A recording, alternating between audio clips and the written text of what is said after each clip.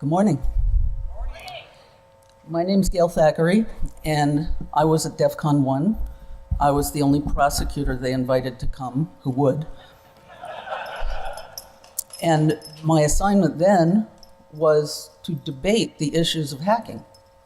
And initially, when Dead Addict called me, I told him I don't attend conventions of car thieves either.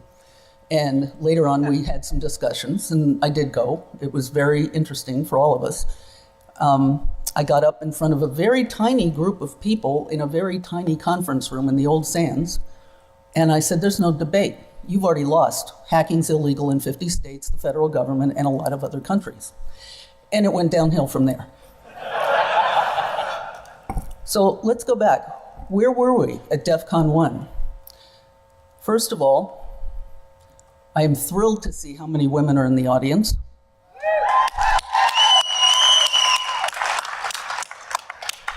At DEFCON 7, Kevin Mitnick was still on the lam, and the FBI sent an agent to try and capture him if he showed up. And even though Spot the Fed was a big deal as late as DEFCON 7, and they spotted a bunch of feds and trotted them out on the stage, they never got the FBI agent. You know why? She was a girl. So what we had at DEFCON 1 were a bunch of cops who were suddenly confronting a world they knew nothing about. Cops were not using computers then. And we had a bunch of hackers, some of whom were doing exploratory, interesting stuff, some of whom were doing very expensive, destructive stuff, which is what led to the prosecutions of the late 80s and early 90s that got all the press attention and that started the debate and led to DEFCON, led to the formation of the Electronic Frontier Society Foundation. And I want to add, for those of you who think that we were always divided communities, I was an early card-carrying, dues-paying member of the EFF.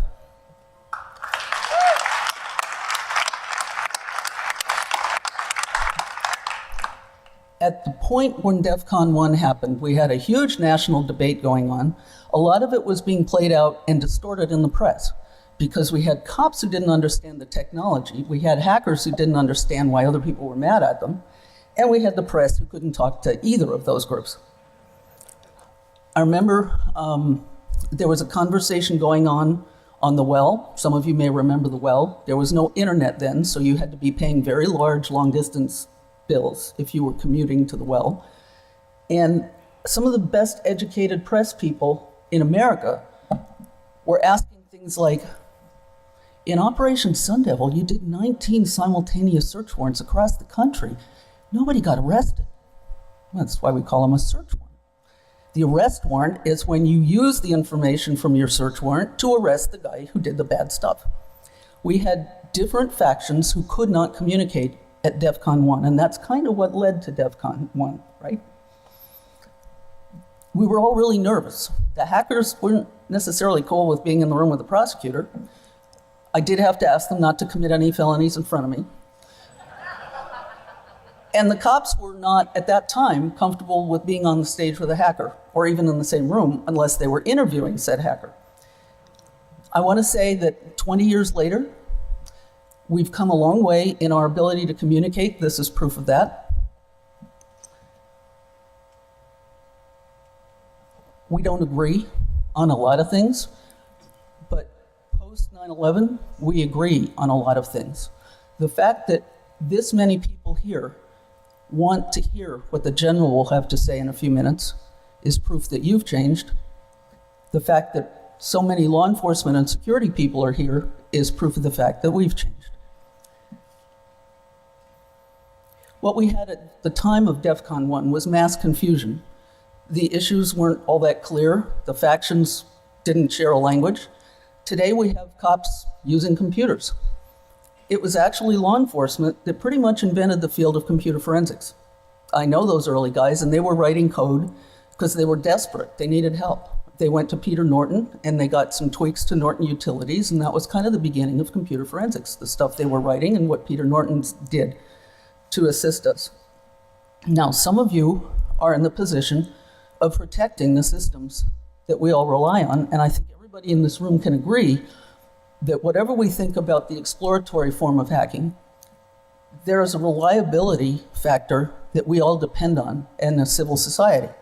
And that means that you don't take risks and endanger my stuff. And that was the fundamental divide we had at DEFCON 1. We're still debating it now. As Americans, I don't think most of you who are here are Americans. We have a lot of foreign guests. As Americans, I don't think most of you would take kindly to a group of hackers from some other country shutting down any of our infrastructure, especially if it affects you. We have evolved in our attitudes towards privacy over 20 years. We're still arguing about it. I know some of you are pretty mad at Facebook about every 6 months. Privacy is where you feel you're invaded. Hackers didn't, at that time, from my point of view, respect other people's property and other people's privacy. There's a lot of misinformation about those early prosecutions. A couple of the high-profile ones that led to DEFCON and the EFF were actually fraud investigations. Huge financial losses were being suffered as a result of some people's behavior. The cops didn't sit around and say, gee, whose civil liberties can we go trample on today? Oh, let's pick hackers. The cops are responsive to a need, a demand from their constituents, which is, at some point in our lives, all of us. And that's what happened. We were trying to solve huge financial losses. You know why we don't have as many hacker cases today? Because you all have internet access for free. You're not running up other people's phone bills, and you're not robbing other people of their credit cards as much. We also have better educated cops. We have spent a lot of time training them. They're still not where they need to be. They're light years behind most of you. But we have officers. The Arizona Computer Forensics Lab at the Anti-Terrorism Center, where I now work, is a marvelous resource. And we have people who specialize in things that weren't even invented when DEFCON 1 was happening. Phone forensics. That's an oxymoron. There's no forensics with phones. You can't do, for most phones, you can't do a true forensic examination. So we're doing with phones now and with GPS and all the other widgets what we were doing in a very primitive way at the time of DEFCON 1. One of the legends of the Computer Investigation Early Committee, which was a federal loose group that was trying to teach each other, what is this stuff? How are we dealing with it? What's the law? There's no law. What do you mean there's no law? This is a bad thing. We were involved in all those early issues in law enforcement. We had some contact with members of the hacker community. Some of them educated us, not always as volunteers. Their interviews were extremely educational, and I'm proud to say that, as far as I know, as of 4 years ago, all of my alumni are really respectable citizens, and most of them working in the computer security field. So the hacker community has evolved to become part of the solution and not just the problem.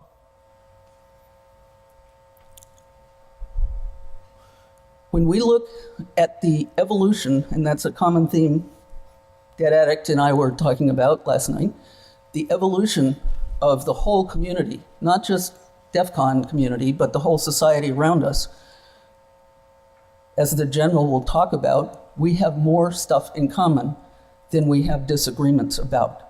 You don't want me or any of my alumni shutting down the electricity when you're working on an important project. We don't want other countries taking our stuff, giving it away, so that our brilliant minds, and some of you in this audience actually make money from your skills when you're not at DEFCON. You don't want people stealing your stuff. You don't want people data mining your stuff and misusing it. Those are all areas we have in common. And I think DEFCON and EFF have contributed greatly to the shared understanding that brings us all here to listen to the general. So I'm going to turn this over to Eli. And, oh, sorry, dead Eli. Dead Eli. And let him give you the other side of the perspective of DEFCON 1. Just think, when we were here the first time, half of you weren't born. Nobody had a computer except the people in the room who were not cops. We didn't have the internet, and we didn't have a conversation going. Look how far we've come in 20 years. Thank you.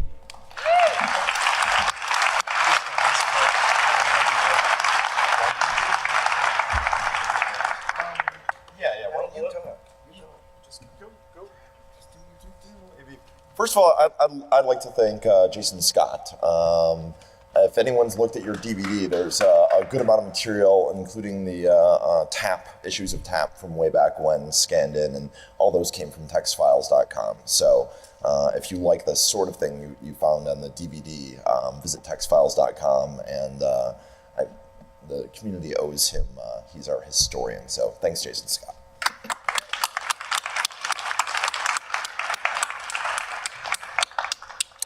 So I'd like to talk a little bit about some of the motivations at DEFCON 1 and why we brought people and groups together that hadn't been brought together before. And as far as I know, DEFCON was the first hacker conference to actually invite law enforcement. This was something new. And at the time, I'll be honest, it wasn't, at least for myself, it wasn't to try to get some understanding of the two sides and to bring everyone together or anything like that. We knew they were going to come anyways. They actually went to all the hacker conferences and then busted people when they were doing silly, stupid things. So we thought we'd just invite them, and then all the hackers would know, hey, the cops are here. Let's have a weekend free from blatant felonies all over the place. And it's worked out. The only arrests that I am aware of that have occurred at DEFCON over the years have been alcohol-induced party-related offenses for the most part. So you get 15,000 drunk people together, and that will happen occasionally. So we brought in Gail Thacker, the most terrifying conversation I ever had. When I invited her, she was actively prosecuting 2 or 3 very good friends of mine, including one of the DEFCON 1 speakers who wisely changed his talk from security-related to car repair. It was an awful train wreck of a speech, but he stayed out of jail, so that was probably wise. Also, we invited the press. That was a relatively new thing too. I don't think hacker conferences had done that in the past either. So that was something new. And I had this idea of a checks and balances system. It was sort of what was going through our minds, and it was just me and Jeff planning DEFCON 1. So the idea was, okay, we'll bring the feds because they're coming anyways. We'll invite them. And then in case they do anything ridiculous that we think maybe it'll violate someone's civil liberties, we'll bring the press there so they can report on that. And that hasn't happened. All these various stakeholders have behaved relatively well, except for a single undercover reporter a number of years ago. If you Google her name, you'll find in the first hits, and probably for the rest of that poor woman's life, the DEFCON-related poor judgment. I blame her employer. So we brought the press in, and at the time, the press coverage on security issues and hacking issues was abysmal. It was... They were ignorant. The stories in the most mainstream publications were truly awful. So in addition to that, we thought, well, so bring in the prosecutor, because they're going to come anyways. Bring in the press to cover anything. We should bring some civil liberties lawyers in case anything bad happens. So we have lawyers on site. And while there hasn't been any law enforcement action over the years, thankfully at DEFCON, having civil liberty lawyers around has been a wonderful thing for DEFCON speakers, because companies often don't like it when we reveal the flaws, and they like to keep that a secret, and we're not very good at keeping those sorts of secrets, which is why we rock. And so the civil liberties folks came, and it turns out that we need protection from the corporations and not from the feds, which was a surprise, and I'm thankful they're here. And this year, we had the CPSR, originally the Computer Professionals for Social Responsibility, and later the EFF came, and this year the ACLU is here, as well as the National Lawyers Guild. So there's a wide variety of civil liberties groups, and we've been called in years ago. One of our DEFCON stickers was cut up and rearranged to FedCon, because frankly, there's a lot of feds here. And you know what? A lot of the feds that are here are hackers, just straight up. So that's okay. That wasn't necessarily the case when they first started coming, but it's certainly the case now. And there's a lot of folks that work for the government that are really, truly part of our community. They're not the other, they are us. And I think that's helped. I think that's helped a lot. And, you know, instead of viewing the government as the enemy, we just need to infiltrate them and make the government the one we want.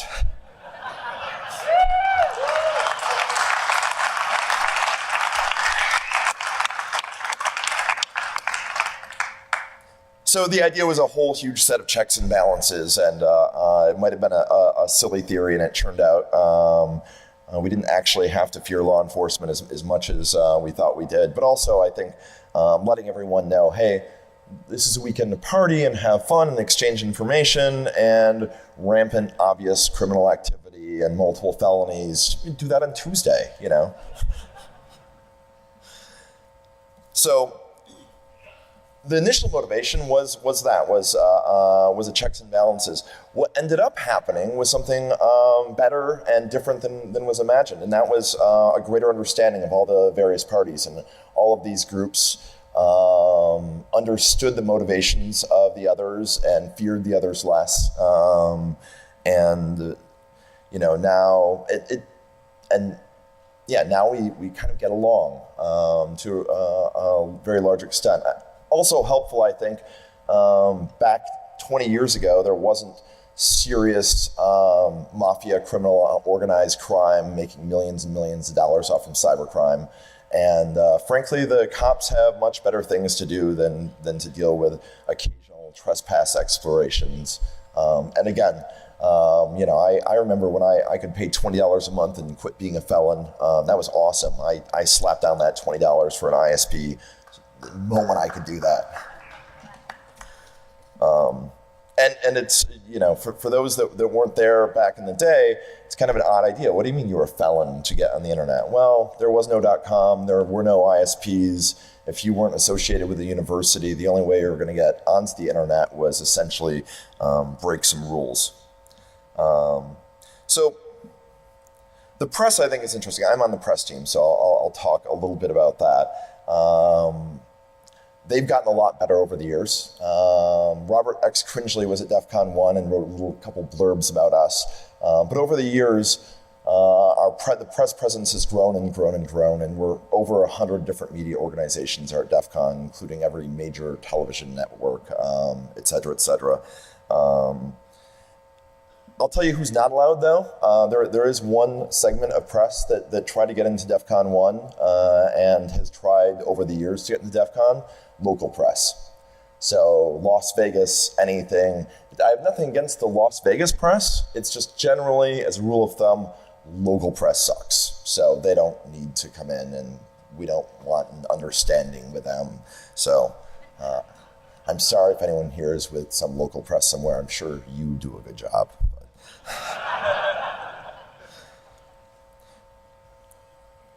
Activists have changed over the years, the nature of activism. EFF is more of a mainstream organization. If you look at what they do, if you look at the contents of their activities, their lobbying, their lawsuits, all of this, it spans a huge, wide range of activities. And I thank everyone here for supporting them. And I found out yesterday that Gail was a member of the EFF, and I liked her even more when I found that out. So thank you, Gail. And what I really appreciate that actually is having people within the government and within the law enforcement have a deep understanding for the need of civil liberties, and that's important, and I'm really happy about that. Also, I want to mention something about government in general. People often refer to it as a single monolithic entity. And in fact, there's a ton of different pieces of government, and they have kind of competing agendas, conflicting agendas. For example, the Federal Trade Commission, which is, you know, what does that have to do with anything? Well, they actually hired one of us, and a privacy advocate and a technologist, and I think he's speaking right now, Christopher Soigan. And so there are federal agencies that have the same passion for activism and protecting consumers that some of us do. So, and then there's also the FBI, which, like I said, they're busy with actual, real, scary cyber crimes and nation states and whatnot. The NSA, and I'll briefly mention this. I was going to talk about how our interests are overlapping, and yes, many of us fear the NSA in some ways. There's secrecy and things unknown about both their surveillance capabilities and their offensive capabilities. So in some ways, we have interest in offensive capabilities too. So there's an interest we share in common. But more than that, they have a leadership role in protecting our infrastructure. And, everyone wants an internet so they can play on it. And, they've supported Linux SE. They've supported various hardening guides and want our overall infrastructure to be secure and want to share knowledge to help shore up vulnerabilities. And so in that way, and I'm very happy, the more public they are with this and the more open they are with that, I think the better defensive posture everyone has. So I think I'm running out of time. Thank you all, and enjoy your DEF CON.